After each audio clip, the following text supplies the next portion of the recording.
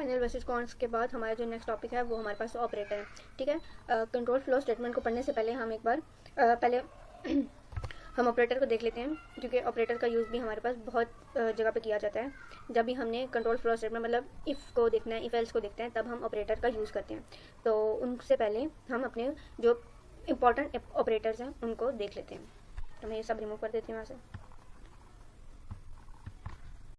अब मैंने वीडियो को पॉज करके अपने जितने भी डार्ट में हमारे ऑपरेटर हैं इनको एक एक करके मैंने लिख लिया है, और साथ उनके सिंबल्स भी लिख लिए।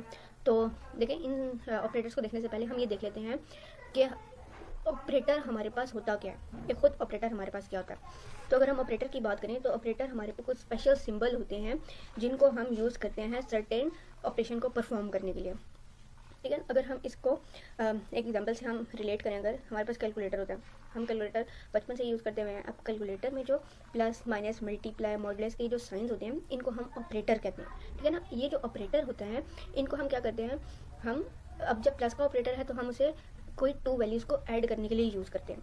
ऐसे ही माइनस का जो ऑपरेटर है उनको हम सब्ट्रैक्ट का फंक्शन को या कोई टास्क सब्ट्रैक्ट का टास्क परफॉर्म करने के लिए यूज़ करते हैं। अब इसमें जो हमारे पास 2 + 3 है, अब 2 और 3 जो है हमारे पास ऑपरेंड है। मैथमेटिक्स की लैंग्वेज में हम इसे एक वैल्यू कहते हैं कि हम ये ऑपरेटर किस पर परफॉर्म करें, कुछ वैल्यूज़ पे परफॉर्म करें। बट डार्ट में या किसी भी प्रोग्रामिंग लैंग्वेज में हम ये हमारे पास ये जो वैल्यूज़ होंगी 2, 3, 5, 6, 7, 10 मतलब कोई भी टाइप की वैल्यू होगी हम इसे ऑपरेंड कहेंगे, ठीक है। कोई भी नंबर होगा हमारे पास हम उसे ऑपरेंड कहेंगे, ना कि हम उसे वैल्यू करेंगे। अब अगर मैं ये कहूँ कि जो हमारे पास ये ऑपरेटर्स हैं हम इसे ऑपरेंट पे परफॉर्म करते हैं, ठीक है।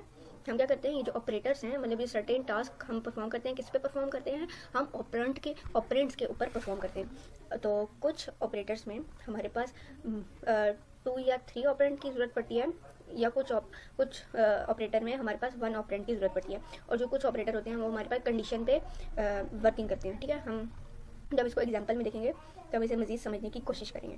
तो डार्ट में हमारे पास बहुत सारे बिल्ट इन ऑपरेटर हैं, और जो कुछ बहुत इंपॉर्टेंट है जो प्रोग्राम में हमारे पास बहुत यूज़ होते हैं, डार्ट में भी बहुत यूज़ होते हैं और फ्लटर में भी यूज़ होते हैं। तो इनको मैंने यहाँ पर लिख लिया है, हम एक एक करके इन्हें देख लेते हैं। तो फर्स्ट है मेरे पास अर्थमेटिक ऑपरेटर, ठीक है। सेकंड है मेरे पास रिलेशनल ऑपरेटर। थर्ड वन है मेरे पास टाइप टेस्ट ऑपरेटर। देन उसके बाद आता है मेरे पास इंक्रीमेंट एंड डिक्रीमेंट ऑपरेटर। उसके बाद आता है लॉजिकल ऑपरेटर। तो फर्स्ट हम देखते हैं हमारे पास अर्थमेटिक ऑपरेटर क्या काम करता है। तो ये अर्थमेटिक ऑपरेटर हम वहाँ यूज़ करते हैं जब हमने मैथमेटिक्स के बेसिक ऑपरेशन परफॉर्म करने होते हैं। हमारे पास मैथमेटिक्स के बेसिक फंक्शन क्या हैं, plus minus multiply divide and modulus, और जब हमने ये वाले फंक्शन परफॉर्म करने होते हैं तब हम अर्थमेटिक ऑपरेटर का यूज़ करते हैं, ठीक है। हम इनको एक एग्जाम्पल से देख लेते हैं। अब हम क्या करते हैं, हम 2 वेरिएबल्स बनाते हैं जिनमें कुछ वैल्यू को हम रखते हैं। एक मैंने बनाया इंट a जिसको मैंने क्या वैल्यू दी, 10 वैल्यू दी, और एक मैं वेरिएबल बनाती हूँ b, उसमें मैं पास करती हूँ 20 को, ठीक है। अब मैंने ये 2 वेरिएबल्स को इनिशियलाइज कर दिया। अब मैं क्या करती हूँ, मैं प्रिंट फंक्शन का यूज़ करते हुए a + b को प्रिंट कराती हूँ। देन उसके बाद हम करते हैं a - b। जितने भी अर्थमेटिक ऑपरेटर हैं पहले हम उन्हें लिख लेते हैं, जब हम इसको रन करेंगे तब हम इसकी आउटपुट से देखेंगे कि इसमें क्या डिफरेंस आ रहा है, ठीक है। मैं अगेन प्रिंट में इसे a × b करूँगी, फिर अगेन इसको हम a / b करते हैं। प्रिंट में हम a मॉडुलस b करते हैं। अब जब हमारे पास अर्थमेटिक ऑपरेटर है, ये देखें हमारे पास 2 ऑपरेंट पे परफॉर्म हो रहे हैं, ठीक है ना। किस पे परफॉर्म हो रहे हैं, 2 ऑपरेंट पे परफॉर्म हो रहे हैं।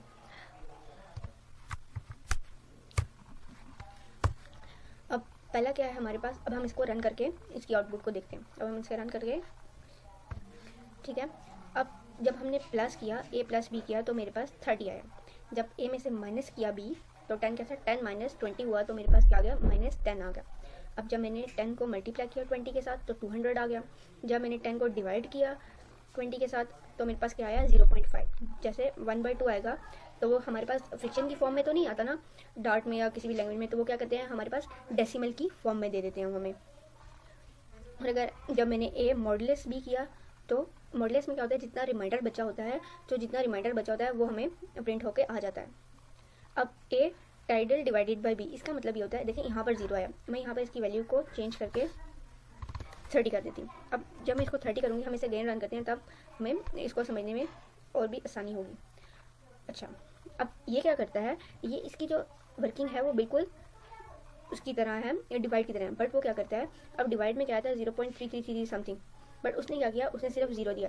तो इस सिंबल की वजह से जो भी हमारा इंटीजर पार्ट होगा सिर्फ वो प्रिंट होगा, जो डेसिमल पार्ट होगा वो हमें प्रिंट करके नहीं देगा। अगर हमारी रिक्वायरमेंट है, ठीक है, सम टाइम फंक्शन के हमारे प्रोग्राम की कुछ रिक्वायरमेंट्स आ जाती हैं कि आपने सिर्फ क्या करना है, सिर्फ इंटीजर पार्ट को शो करना है, बट डेसिमल पार्ट को शो नहीं करना। तो हम क्या करेंगे, टाइडल का सिंबल यूज़ करते हुए डिवाइड का सिंबल यूज़ करेंगे, तो हमारे पास जो भी इंटीजर पार्ट होगा वो शो हो जाएगा, जो डेसिमल पार्ट होगा वो शो नहीं करेगा। बट अगर हमने पूरा शो कराना है, इंटीजर भी और डेसिमल भी, तब हम क्या करेंगे, डिवाइड सिंबल का यूज़ करेंगे। ये तो हमारे पास कुछ थे बेसिक फंक्शन मैथमेटिक्स, मैंने आपको बताया कि मैथमेटिक्स से जो जितने भी बेसिक फंक्शन है वो हमने परफॉर्म करने हो, तब हम उसे डार्ट में क्या कहेंगे, अर्थमेटिक ऑपरेटर के नाम से जाना जाता है उन्हें। तो प्लस माइनस मल्टीप्लाई डिवाइड, ये तो हम सबको पता है क्या होते हैं। तो मॉडलेस थोड़ा हमें नहीं पता होता, मॉडलेस में क्या होता है, जितना रिमाइंडर आ रहा होता है वो हमें कंसोल पे प्रिंट होके आ जाता है। और टाइडल एक न्यू था, टाइडल और डिवाइड का सिंबल हम यूज़ करेंगे, तो क्या होगा, सिर्फ इंटीजर पार्ट शो करेगा, डेसिमल पार्ट को वो क्या करेगा, स्किप आउट कर देगा। सेकंड है हमारे पास रिलेशनल ऑपरेटर। रिलेशनल ऑपरेटर हम वहाँ यूज़ करते हैं जब हमने दो वैल्यू के दरमियान कंपैरिजन कराना होता है। अगर हम सिंपल वर्ड में कहें कि हमने जब ज़्यादा कम मालूम करना होता है, तब हम क्या करते हैं, रिलेशनल ऑपरेटर का यूज़ करते हैं। बट इसकी वैल्यू किस में आती है, सिर्फ ट्रू एंड फॉल्स में ही हमें ये वैल्यू शो कर रहा है। ये क्या करेगा, कंपैरिजन करेगा, बट इनकी वैल्यू सिर्फ होगी ट्रू एंड फॉल्स में, मतलब बुलियन डेटा टाइप में शो करेगा ये। अब हम रिलेशनल ऑपरेटर को इम्प्लीमेंट करते हैं। तो इसके लिए जो सिंबल यूज़ होते हैं हमारे पास, greater than, less than, greater than equal to, less than equal to, equal to और नॉन इक्वल टू। पहले हम इन्हें हेल्प ऑफ एग्जांपल देखते हैं, इसको रन करते हैं, उसके बाद इनको समझने की कोशिश करते हैं। तो मैंने जैसे ही आपको पहले बताया था कि ये क्या करेंगे, टू वैल्यूज़ को कंपेयर करेंगे। तो उसके लिए मैंने जो अपने वेरिएबल हैं वो सेम रहने दिए हैं, बट इनकी वैल्यू को, एक को 10 है और एक को 30 ही रहने दिया है। तो आप क्या करते हैं, इन सिंबल को हम यूज़ कर लेते हैं। पहले ग्रेटर देन का सिंबल यूज़ करेंगे, फिर लेस देन का, फिर ग्रेटर देन इक्वल टू, यहाँ पर हम कर लेते हैं लेस देन इक्वल टू, यहाँ पे कर लेते हैं इक्वल टू, और यहाँ पे हो जाएगा नॉन इक्वल टू। तो नॉन पहले है तो नॉन आप सिंबल पहले यूज़ करेंगे, फिर इक्वल का सिंबल यूज़ करेंगे। तो अब हम इसको रन करते हैं। तो देखें इसने क्या किया, ट्रू एंड फॉल्स में वैल्यू को हमें प्रिंट करके दिया। अब हम एक एक करके इसको समझने की कोशिश करते हैं। अब ए में क्या वैल्यू पड़ी हुई थी 10, बी में क्या थी 30। तो इसका मतलब है कि 10 ग्रेटर देन का मतलब होता है बड़ा, मतलब ए 10 बड़ा है 30 से, ये तो फॉल्स है, तो उसने क्या दिया, फॉल्स प्रिंट करके दे दिया। अब यहाँ पे क्या हो रहा है, टू वैल्यू को कंपेयर किया जा रहा है कि कौन सी बड़ी है और कौन सी छोटी है। तो ये क्या करेगा, जैसे हमारा सिंबल होगा उसके अकॉर्डिंग ही हमें चीज़ों को प्रिंट कर देगा। अगर मैं यहाँ से बी की जगह ए लिखूँ और यहाँ पे बी लिखूँ, तो अब हम इसको अगर प्रिंट करें तो ये देखें यहाँ पे ट्रू हो गया, ठीक है। तो क्या है, 30 बड़ा है ना 10 से, तो उसने क्या दिया, मुझे ट्रू को प्रिंट करके दे दिया। अब ऐसा ही है, ए लेस देन है बी से, मतलब 10 छोटा होता है ना 30 से, तो उसने क्या किया, ट्रू दे दिया। अब ए ग्रेटर इक्वल है, ग्रेटर इक्वल टू बी है, ए तो ना तो ग्रेटर है और ना ही इक्वल है, ठीक है। अब 10 ना तो बड़ा होता है 30 से, ना तो 30 के इक्वल है, तो इसलिए उसने फॉल्स दे दिया। अब ए लेस देन है बी से, बिल्कुल बी से लेस देन है, तो ये क्या हुआ, एक कंडीशन ट्रू होगी, तो उसने मुझे ट्रू दे दिया। यहाँ पे जब हमारे पास दो कंडीशन आती हैं, ठीक है, जब हमारे पास दो कंडीशन आती हैं, तो जो एक भी ट्रू होती है तो वो हमें ट्रू ही देता है। अब यहाँ पे क्या होता है, एक दो कंडीशन यूज़ हो रही है, एक लेस देन की कंडीशन यूज़ हो रही है और एक इक्वल की हो रही है। तो इक्वल लेस देन वाली क्या हो रही है, ट्रू हो रही है, और इक्वल वाली फॉल्स हो रही है। तो उसने क्या किया, ट्रू को प्रिंट करके दे दिया। अब ए इक्वल टू बी है, ये तो फॉल्स है ना 30, तो 10 के इक्वल नहीं होता, ना ही 10 30 के इक्वल होता है। A non equal to B है, बिल्कुल ये ट्रू है, तो उसने क्या किया, ट्रू प्रिंट करके दे दिया हमारे पास। क्योंकि देखिए ए हमारे पास नॉन इक्वल है, मतलब दोनों की वैल्यू इक्वल नहीं है, तो उसने क्या किया, मुझे ट्रू प्रिंट करके दे दिया। अगर मैं यहाँ पे भी इसको 30 लिखूँ, तो अब हम इसको अगेन रन करके देखते हैं कि इसमें क्या चेंजिंग आई है, ठीक है। इसमें क्या है, बी ग्रेटर देन ए है, फॉल्स है, 30 तो ग्रेटर देन नहीं होता 30 से। अब ए लेस देन बी है, नो, ये भी कंडीशन फॉल्स है हमारे पास, ये भी कंडीशन फॉल्स है क्योंकि 30 लेस देन नहीं होता 30 से। अब A greater than equal to B है, यहाँ हमारे पास ट्रू आया। ट्रू क्यों आया, ग्रेटर तो नहीं है बट इक्वल तो है ना, तो उसने क्या किया, ट्रू प्रिंट करके दे दिया। अब इसकी बात करें, A less than equal to B है, लेस तो नहीं है लेकिन इक्वल टू है ना, तो उसने क्या किया, ट्रू प्रिंट करके दे दिया। तो ए 30 के इक्वल है, तो क्या हुआ, यहाँ पे हमारे पास ट्रू आ गया। अब हम यहाँ पे हमारे पास फॉल्स क्यों है, क्योंकि 30 नॉन इक्वल तो नहीं होता ना, ठीक है, नॉन इक्वल तो नहीं होगा, तो यहाँ पर उसने हमें क्या दिया, फॉल्स दे दिया। तो जब भी हम रिलेशनल ऑपरेटर का तब यूज़ करते हैं जब हमने कंपैरिजन करना हो और हमें ट्रू एंड फॉल्स में वैल्यू की ज़रूरत हो। इसके बाद हमारे पास जो नेक्स्ट ऑपरेटर है वो टाइप टेस्ट ऑपरेटर है। इसके लिए जो हमारे पास ऑपरेटर यूज़ होते हैं वो इज़ या इज़ नॉट होता है। तो इसका जो मेन काम होता है, तो टाइप टेस्ट ऑपरेटर हम इसलिए यूज़ करते हैं जब हमने कुछ मालूम करना हो, मतलब मालूम किस तरह करना हो कि किसी वेरिएबल की डेटा टाइप मालूम करनी हो कि ये इंटीजर है या नहीं, स्ट्रिंग है या नहीं, इस तरह का जब हमने काम करना होता है, डेटा टाइप मालूम करनी होती है, तब हम टाइप टेस्ट ऑपरेटर का यूज़ करते हैं। तो हम इसको एक एग्जांपल से देखते हैं। मैं यहाँ पर इंट को रहने देते हैं, साथ स्ट्रिंग में एक वेरिएबल बना लेते हैं, ठीक है। यहाँ पर मैं एक नेम लेती हूँ और नेम में मैं लिख लेती हूँ हादिया। तो अब अगर मैं ये चेक करना चाहती हूँ कि ए जो वेरिएबल है वो इंटीजर है या नहीं है, ठीक है, तो हम क्या करते हैं, प्रिंट में हम ये चेक करते हैं ए इज़ का कीवर्ड हम यूज़ करेंगे इसमें, ए इज़ इंट, ठीक है। तो हमने ये यूज़ करना है और सेमीकोलन सेंड करते हैं इसे। अब हम इसको रन करके इसकी आउटपुट देखते हैं। तो मेरे पास क्या आया, ट्रू आ गया। क्यों? क्योंकि ए मेरे पास क्या था, इंटीजर था। अगर मैं इसको इंट को स्ट्रिंग में कन्वर्ट करूँ और देन मैं इसको रन करूँ तो मेरे पास क्या आया, फॉल्स आ गया। क्यों? क्योंकि मेरे पास ए जो है, ए वेरिएबल की इसकी डेटा टाइप क्या है, इंट है, ना कि इंट स्ट्रिंग। और अगर मैं इसके साथ नॉट का भी साइन डाल दूँ, अब इसको हम रन करके देखते हैं, ये स्पेस नहीं आनी चाहिए यहाँ पे, ठीक है। अब तो उसने क्या दिया, मुझे ट्रू प्रिंट करके दिया, इज़ नॉट। पहले हमने क्या यूज़ किया था, इज़, मतलब हम चेक कर रहे थे कि स्ट्रिंग है या इंटीजर है। अब हम कह रहे हैं इज़ नॉट, कि ये नहीं है, तो क्या ए तो नहीं है ना स्ट्रिंग, तो उसने मुझे क्या दिया, ट्रू दे दिया। अब मैं अगर इसको इंटीजर से कन्वर्ट करूँ और अब इसको रन करूँ अगर, तो फॉल्स जाएगा। क्यों? क्योंकि मेरे पास ए इंटीजर है, तो ये तो रॉन्ग हो गया ना, इज़ नॉट तो नहीं है, तो तब इसने मुझे फॉल्स प्रिंट करके दे दिया। देन इसके बाद मेरे पास जो ऑपरेटर हैं वो इंक्रीमेंट और डिक्रीमेंट ऑपरेटर हैं। ये भी हमारे बहुत ज़्यादा यूज़ होने वाले ऑपरेटर हैं, ठीक है। तो इनको हम देख लेते हैं। तो इसके इंक्रीमेंट के लिए जो साइन यूज़ होता है, मतलब सिंबल यूज़ होता है, वो प्लस प्लस का सिंबल यूज़ होता है, और जो डिक्रीमेंट के लिए यूज़ होता है वो माइनस माइनस का सिंबल यूज़ होता है, ठीक है। अब इसको हम एग्जाम्पल से देख लेते हैं। यहाँ पर मैं इंट में एक वेरिएबल लेती हूँ जिसको मैं 10 से इनिशियलाइज़ कराती हूँ, ठीक है। मैंने ए वेरिएबल लिया। तो अब इंक्रीमेंट ऑपरेटर का क्या काम होता है, अब वो ये करेगा, इसको हम प्रिंट में ही मैं करती हूँ ए के साथ प्लस प्लस यूज़ करेंगे। प्लस प्लस का सिंबल अगर मैं यूज़ करूँ, हम 2 प्लस का सिंबल यूज़ करेंगे, ना कि 1 प्लस का सिंबल यूज़ करेंगे। तो अब हम इसे रन करके देखते हैं कि हमारी आउटपुट क्या आती है। तो देखें मेरे पास क्या हुआ, मैंने ए में क्या रखा था 10, तो यहाँ पे 10 ही प्रिंट हो गया है। बट अगर मैं इसे अब अगेन प्रिंट करूँ सिंपल ए को, अगेन अगर मैं इसे प्रिंट करूँ सिंपल ए को, तो अब आप देखिए कि मेरे पास ये 11 हो गया। अब ये कैसे हुआ हमारे पास, अब हमारे पास क्या होता है कि यहाँ पर इसने क्या किया, ए में प्लस प्लस कर दिया, मतलब क्या किया, ए में +1 ऐड कर दिया। बट ये प्रिंट क्यों नहीं हुआ, क्योंकि हमने क्या किया, प्रिंट क्या किया, हमने ए को प्रिंट किया, ना कि हमने प्लस प्लस को प्रिंट किया। बट जब मैंने वापस ए को प्रिंट किया तो उसने 11 मुझे दे दिया। अगर मैं ये प्लस प्लस के सिंबल, अब अगर मैं इसे रन करूँ तो अब मेरे पास 10 की जगह 11 प्रिंट होगा। तो ये हमारे पास क्या होते हैं, pre increment and post increment. हमने अभी क्या यूज़ किया है, प्री इंक्रीमेंट को यूज़ किया, मतलब साइन पहले देन सिंबल बाद में। तो इसका मतलब ये होता है, प्री इंक्रीमेंट का मतलब कि पहले इसे ऐड करो देन इसको प्रिंट करवाओ, क्योंकि हम प्रिंटिंग स्टेटमेंट यूज़ कर रहे हैं। तो उसका क्या मतलब हुआ, पहले प्री का क्या मतलब होता है, पहले, मतलब पहले इसमें ऐड करवाओ, +1 का एडिशन कराओ, देन उसके बाद इसको प्रिंट कर दो। बट अगर मैं इसे बाद में यूज़ करती हूँ तो उसका मतलब होता है पोस्ट इंक्रीमेंट, मतलब पहले प्रिंट कराओ देन उसके बाद एडिशन कराओ।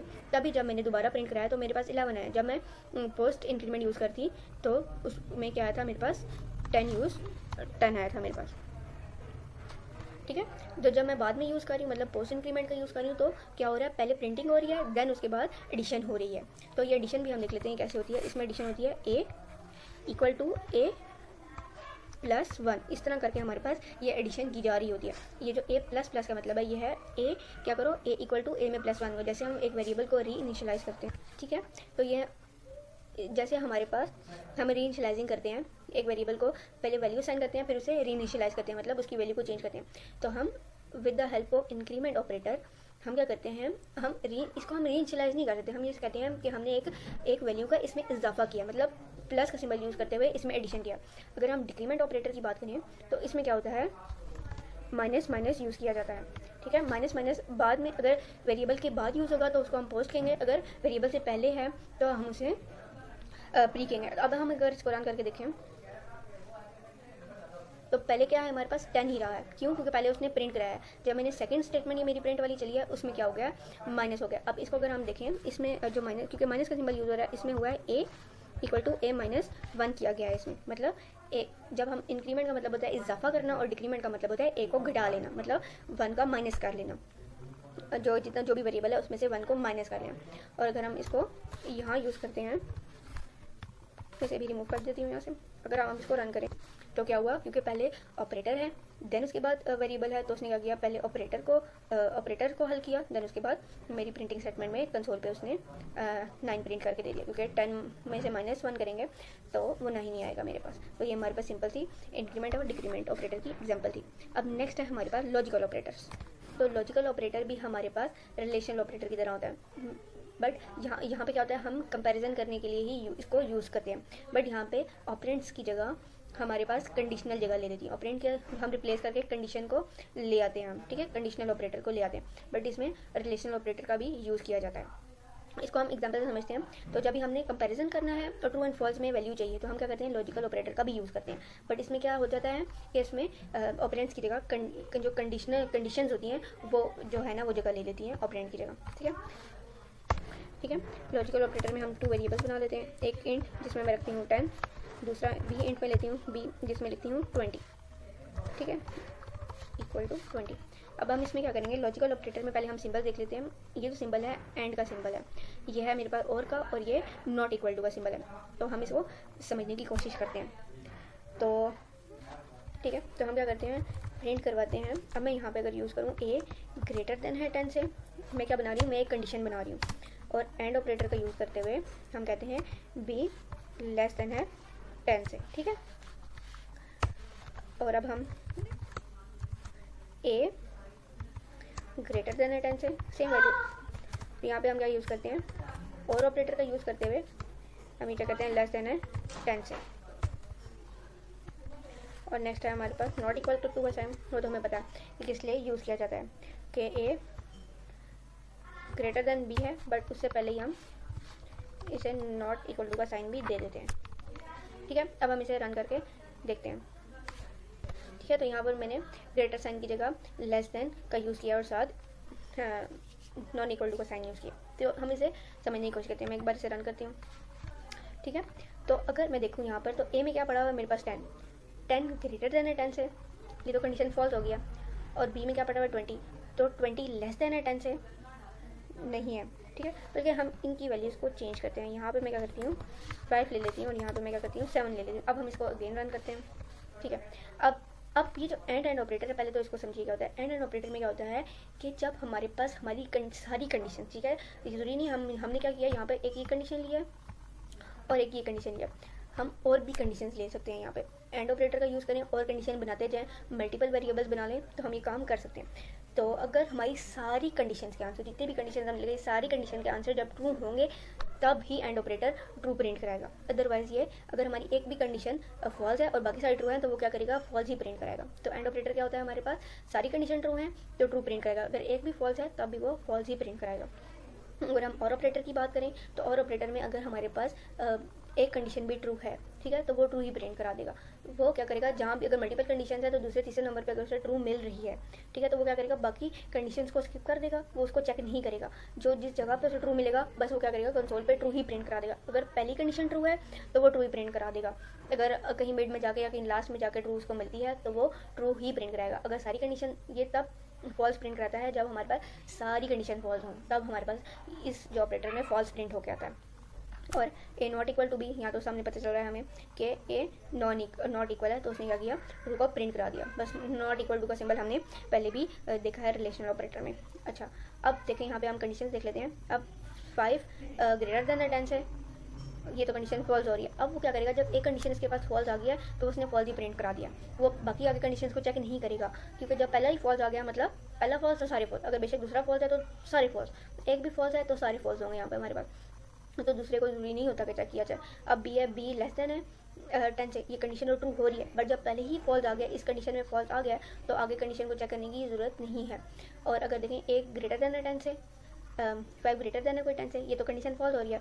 बट बी में क्या है 7 है, 7 लेस देन है 10 से, ये कंडीशन ट्रू हो रही है, तो उसने क्या किया, उसने ट्रू प्रिंट करा दी। मैंने आपको ये बताया था कि और में ये होता है कि अगर एक भी ट्रू है तो मतलब ट्रू ही ट्रू आंसर है इसका।